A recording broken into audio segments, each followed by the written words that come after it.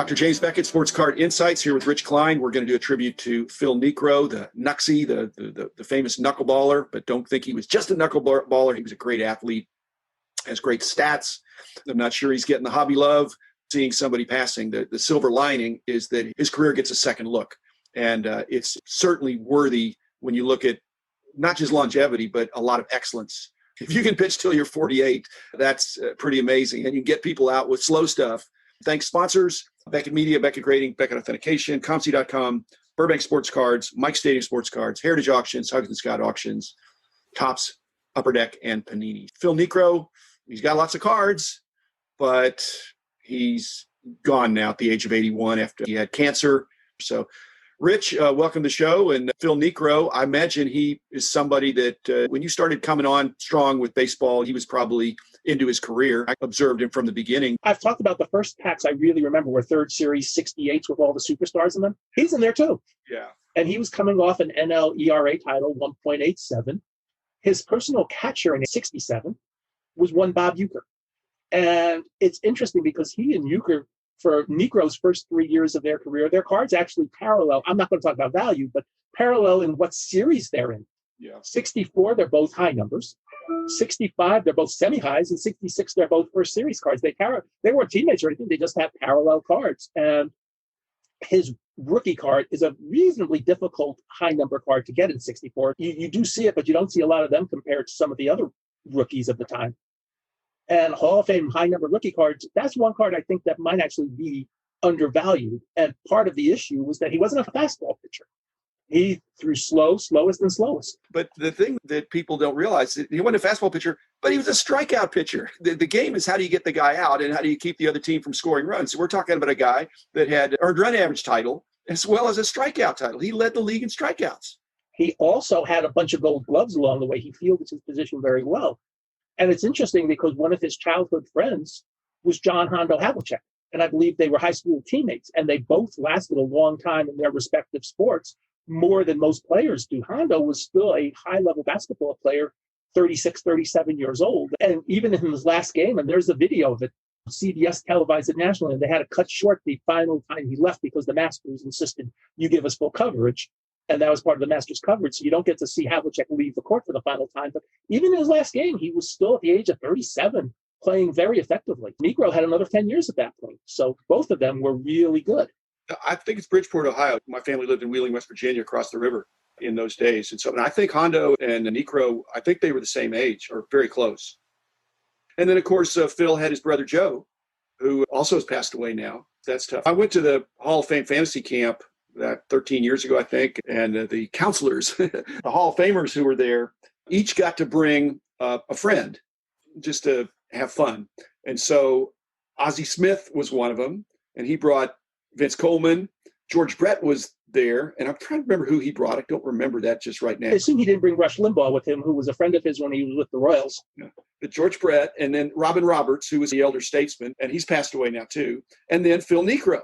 And he brought his brother Joe. And I told you, John Warden was the MC, and everything was just a lot of fun. But Phil, could take a joke, but he was a great athlete. And he had to be in his 60s at that time. And he's out there throwing the ball and playing pepper and all this stuff with all of us campers. And I'm 10 years younger, but it didn't look like he could play. Ozzie Smith, it looked like he could still play. George Brett looked like he could still play because they're 10 years younger, so maybe more than 10 years younger. But and the famous story, Joe Niekro hit exactly one homer in his major league career off his brother Phil. And you better believe, as the younger brother, Joe probably never let Phil forget, hey, I homered off you. Unless Phil proved it. That was the game-winning hit. In retrospect, talk about cards that would have been cool to have had. Could you imagine a dual sign card like that? Because both of them signed reasonably well, and maybe nobody thought about it. Phil Niekro, one of the things, Sports Card Insights, is that there's plenty of Phil Niekro signed cards out there. If you really want one, you can find one. It'll be reasonably priced after this brief spike when people remember him again. And you'll have a Hall of Fame autograph, and it won't be that expensive. And he was a very willing signer. That's one of the best parts of having the signed cards of today's world, is being able to remember people like that. If a guy's a willing signer. And I think, but when I looked at the Beckett OPG, the online price guide, they have a kind of a profile. You can look it up by player, look up Phil Niekro, and I find he's got a couple thousand cards. That's all. And the market cap of the ones that probably have 25 or more copies is less than $20,000. Way less than $20,000. So you think, oh, if I had $20,000, instead of buying one card of Luka, I could buy all the Phil Niekro, an example of every Phil Niekro card. That's not quite true, because there's a not priced aspect of many of the cards that are numbered to less than, say, 20 or 25 in the OPG. And some of the one-of-ones would probably be in some demand as we speak. Kevin Green just passed away, and I'm having a run on Kevin Green. Phil Niekro, probably the same thing. When you get the greater scrutiny of his career and the fact that he wasn't just a boring knuckleball pitcher, he was an exciting knuckleball pitcher, the consummate teammate, a complete player, and even has one game where he threw a shutout later in his career without ever throwing a knuckleball. Yeah, correct. It's actually a little more fun than that. It's the final game of the 85 season for his 300th win against the Toronto Blue Jays. And yes, he goes the whole game without throwing a knuckleball until the final batter, Jeff Burroughs. Okay. He does throw a knuckleball to Burroughs to end the game. But he basically went the whole game for his 300th victory just to show that he could win a game without the knuckleball. And it was really a cool story. And in New York, I think we got to see that game on TV. So it was really exciting to see him. Those days, the Yankees picked him up after the Braves let him go, and he was effective for a couple more years. Even though his career was ended, I did score props in 1988 for, in a sense, doing a farewell Phil Niekro card with the Atlanta Braves, where he got to conclude his career. Today, we would call it a one-day contract. I think they signed him at the very end. They weren't going to be competitive in 87, so they let him come back and conclude his career with the Braves. It's a quarter card, but it's a career card. It has the career stats on it, and it's really a nice card.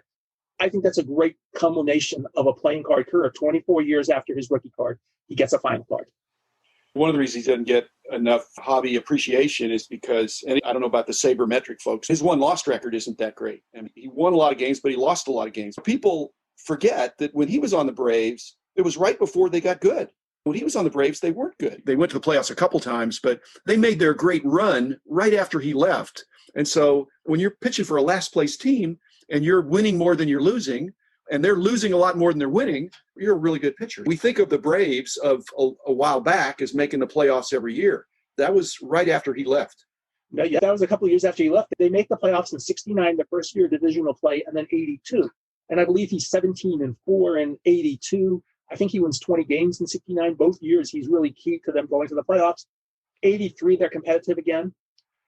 They were a really good team, but then they went into the doldrums. He leaves after 83, and it takes a few years after that for the Braves to get good. But in the 70s, every year, the Braves are not really competitive. It's the Reds and the Dodgers in the NL West, and the Braves are an afterthought. They're the biggest thing for the Braves in the early 70s was Hank Aaron and the chase of 715, and everything else was basically an afterthought. And then when he doesn't have the greatest team behind him. Right. Not fair. I think it's not Plus, fair. he's playing in a ballpark which we called the launching pad at the time. It was the best home run hitting ballpark in baseball. So that also affected ERA, that affected all sorts of things. It was the best hitting park until Coors Field, Colorado comes along. Okay, for his cards, you would say 64, go for it. 65, go for it. 66, not so much. 67, not so much. 68, go for it. 67 is, I think, a semi-high card. I would definitely maybe not use the word go for it, but I wouldn't reject it out. 66 and 68 get easy. 67 is my favorite set of the 60s. And it's a slightly more difficult card, so I don't want to reject. I would put it definitely third between 64 and 65, both of which are two-player rookie cards. 65 also has Clay Carroll, who's a pretty decent relief pitcher for his career as a rookie card, so it's not a bad card. And 64, as we said, was a high number, and then 67, and then he has a 72 semi-high, and I believe 73 is a little easier, but also a semi-high, and then it's just a matter of some of the weirder oddballs things that pop up along the way for his career. And then the sign cards of the last 20 years.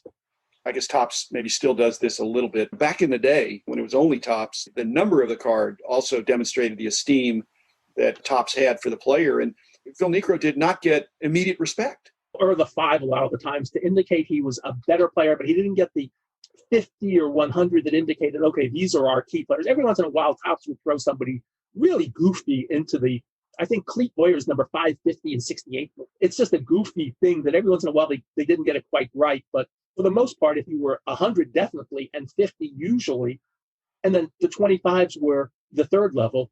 And I don't think he really got a lot of those during his career. He got card number 30, which means a little better player, but not the first level. or the second level, or maybe even the third level. Just a nice star, better player, deserving of respect. Back in the simpler days when I was a kid, you'd wake up on a Saturday morning, you'd go to the neighborhood field, you just walk over there, there'd be a bunch of other kids over there. And occasionally there'd be a bigger kid or some kid that knew how to throw a knuckleball because it was starting to be a thing. Later in life, as I was playing different sports and different leagues and things like that, playing softball, but it's hard to throw a knuckleball with softball, but with a baseball, but it's hard to catch a knuckleball, much less hit a knuckleball if somebody really knows how to throw it. That's why there are like no knuckleballers left in baseball. I believe the last knuckleballer in the last 5 years is a guy named Stephen Wright who pitches for the Red Sox. Yeah. And then taking Tim Wakefield's place, who was really the last full-time knuckleballer. Wakefield won 200 games in his career, and everybody's trying to, get these guys to throw 94, 95, 96, 98, 100. There's a place in baseball for the guy that doesn't throw 98. If you know how to pitch and you have something like that. We mentioned Joe earlier. One of the greatest rotations for a few years, until unfortunately James Rodney Richard got the stroke, was that for a couple of years, the Astros had, what they would do is they would pitch Nolan Ryan one day, Joe Niekro, the knuckleball, the next day, James Rodney Richard the third day. You have the fastball guy, you have the knuckleball guy, you have the fastball guy. If you face those three guys in consecutive games, your timing is goofed up for a couple of weeks after that. And baseball has become so analytical, and you're much better at analytical than I am. You have that PhD in statistics. I just do it instinctively. But there is something to be said for mixing it up like that instead of just trying to get everybody throwing 98 all the time. I don't know how Phil decided to go to the dark side to be a knuckleball pitcher. And like I said, I spent a week with him, and I never thought to ask the question, and maybe I should have, because I don't think he threw his knuckleball in high school, but he was a late bloomer. And I'm just thinking, sometimes the guys go to knuckleball because, like Tim Wakefield, I think his stuff wasn't good enough. And then I was thinking, when was the last time somebody was a left-handed knuckleballer? I don't think there's a really good one. I'll point out that Bob Uecker had caught a knuckleballer, and Barney Schultz, when he was with the Cardinals, I think, and Bobby Shantz, I think, occasionally threw a knuckleball by that point of his career too. He had experience, and he may have suggested to Niekro, "Hey, you've got something here, and I'll be your personal catcher, and let's go." And I think that changed his career. Hey, just start throwing this. I'll run to the backstop and get it for you. Isn't that when they invented the giant glove? Richard invented the giant glove with Hoyt Wilhelm in the late 50s, and Gus Triandos behind the plate. Yeah.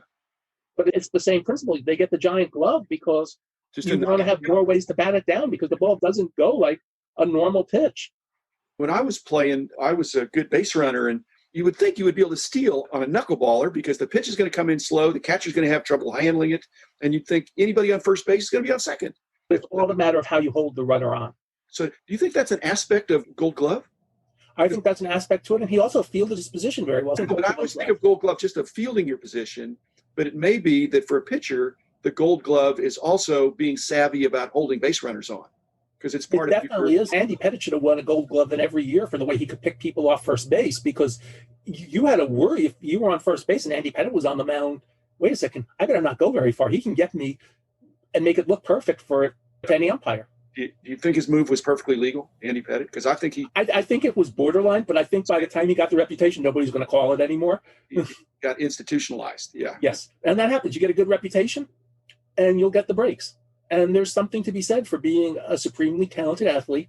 And there's no doubt that both Niekro brothers and Hondo Havlicek were very good athletes, great athletes, and they lasted a long time. And in a sense, they got certain benefits of the doubt. Phil Niekro was a superstar, and now he's passed away at 81 from cancer. And I'm thankful that those who try to find out what made him great, I think he was a really outstanding person and a quality athlete to stay at that level for that long. So thanks, Rich. Thanks, Jim. Thanks, listeners. Dig into Phil Niekro stats and cards and enjoy. He's absolutely worthy of having in your collection, and he's in mine. So thanks, everybody. We'll be back again tomorrow for another episode.